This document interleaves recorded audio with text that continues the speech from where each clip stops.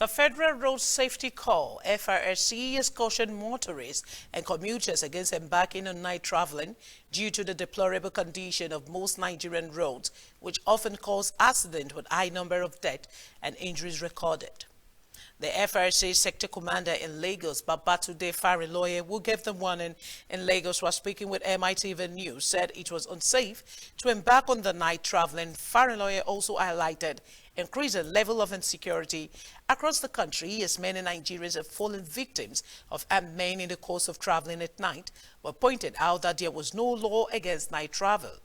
The Lagos sector commander explained that help may not be forthcoming to those in need of it while on night traveling during when visibility may be poor. The hazards in night journey, they are much. One, insecurity in the country does not allow you to move at night. Two, if there's a crash, help will not come at the right time. Visibility will be very poor. And then the movement itself will be very poor because visibility is bad. We have potholes, the roads are bad. So if you run into pothole as a result of poor illumination or poor visibility, your tire may burst, the vehicle may even somersault, and help may not come at the right time. So we advise people to always travel when you can see the road and you can be seen on the road.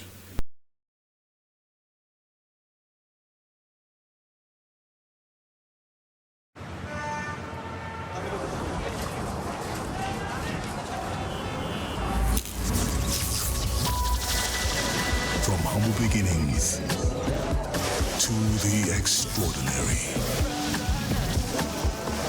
we've witnessed incredible bonds, the rise of legends in the most challenging of times, and the most unforgettable moments that kept us at the edge of our seat. Everything up till now was just the beginning. Legends go head-to-head as timelines have collapsed for the ultimate showdown. Welcome to Big Brother Naija All-Stars. Proudly sponsored by Money. Pharmaceutical Society of Nigeria, PSN Ogun State Chapter, has disclosed plans to educate pupils in both primary and secondary schools in the state on the danger of drug abuse. This, according to the Society's chairman, Adewale Adenuga, became imperative following the incessant abuse of drugs amongst teenagers and young adults. Adenuga stated this while addressing newsmen during a medical outreach to Sakpon General Market as part of activities commemorating this year's World Pharmacist Day in Abeokuta, the state capital. Around 500 people were administered and tested for various health issues, while individuals with trace of advanced health challenge were referred to secondary medical facilities for further examinations.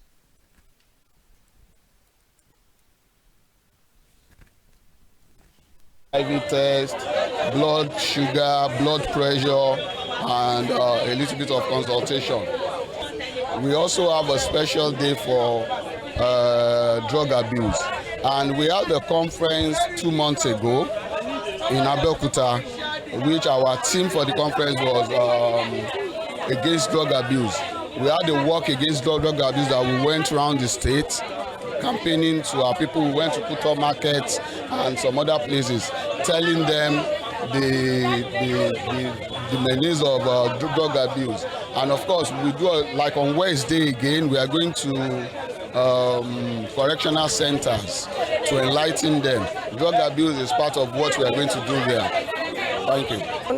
I would like you pharmacists to guide us on how many times in a year we have to do it. Then after we know, we will schedule our time to meet up the targets. Then we'll talk to our people that medical checkup is very important, because some people, you will see that they come to the market yesterday and today they have gone. Why? Because they don't need their medical. Our chartered surveyor, Olurokwo Olajuba, has beckoned on foreign investors to take the ample opportunities that the present administration of President Bola Ahmed Tinubu is creating to invest in the largest economy in Africa and increase their return on investment. Olajigbe, who is also the Chief Executive Lord's Field, said President Tinubu has opened windows of opportunities to the world leaders at just concluded United Nations General Assembly, where he urged the globe to come to Africa, especially Nigeria, to invest rather than taking a wealth to develop their countries. Olajigbe disclosed this on Monday on the sideline of Trimble Business Roundtable in Lagos, where new technologies can facilitate quicker administrative services within less period of time. He said only when foreign investors begin to bring in their expertise and machineries to create jobs for teeming youth that the bilateral relations between Africa and the other continent can be sustained.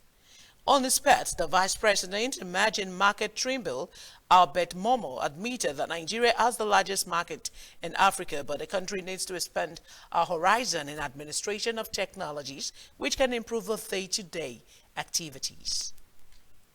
Nigeria is calling for investors. Nigeria is calling for people who support the economy, who support the people. And what does that mean? We are saying support the local indigenous people who are running your business. Support them so that you can provide job. It's only local people that can provide job, so that you can also pay tax. Because it's true that the government will have money to do what we're asking government to do. That tax is divided into two. The star will pay. When we import, we pay duty. That's another informal form of tax. That is what we expect them to do. And what would they do? Train the people, support us at the local indigenous people. That is what Trimble does worldwide. And that is what we kind of, when we say, come and invest, that's what we are looking at. Deliberate decision to invest in the local economy. Don't just say you want people to buy. People will buy, but invest in the local economy, in the local people, so that your product can sell. Nigeria, like many other countries, are in real need of land reform. And this, in order to do land reform, you need a technology that will make all the work of surveyors easier. You need all the technologies that will make land administration easier. And we offer solutions, not only software solution with land information system, but also we are about to help Nigeria developing a geodetic network for the 21st century. That's all we have for you tonight from the local scene. A quick break we do to bring you foreign stories. Please stay tuned.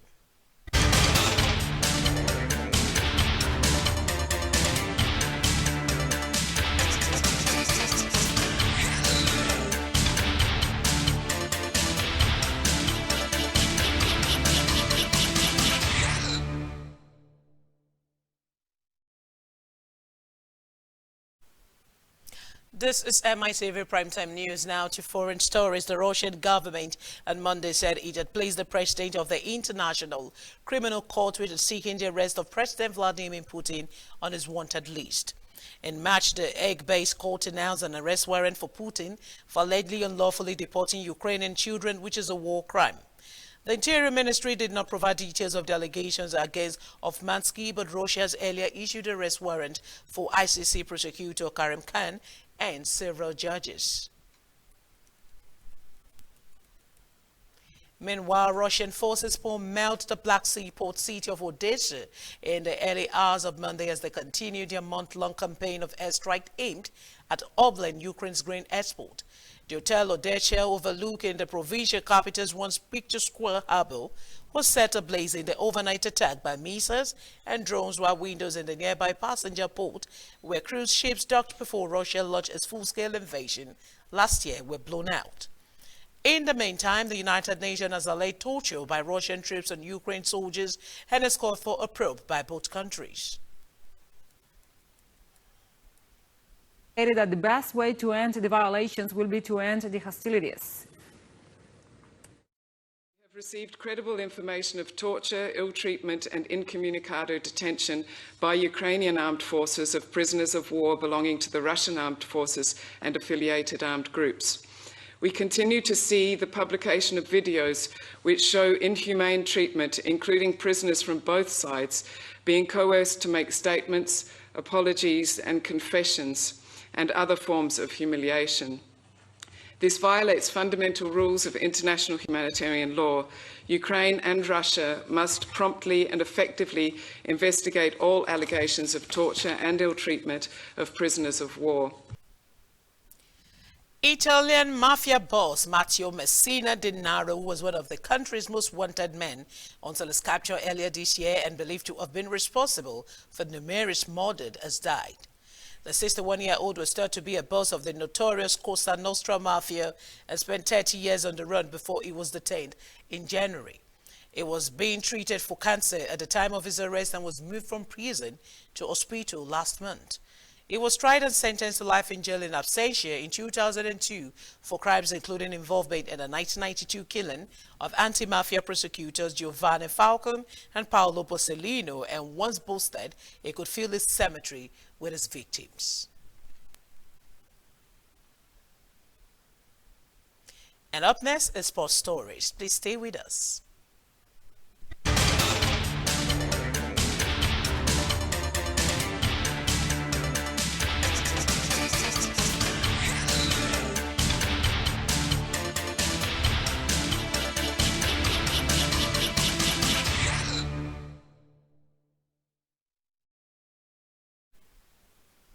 You're still watching MITV Primetime News. Now talking sport. Liverpool defender Costa Tsimikas signed a new long-term contract with the Premier League club on Monday after he joined the rest from Olympiacos in 2020, but the length of the 27-year-old new contract has not been disclosed.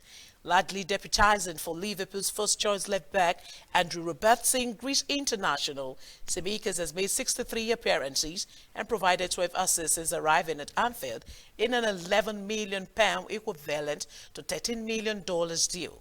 He has won Premier League appearances this season as a substitute against Bournemouth in August and started last week. Europa's league win against Lask in Austria.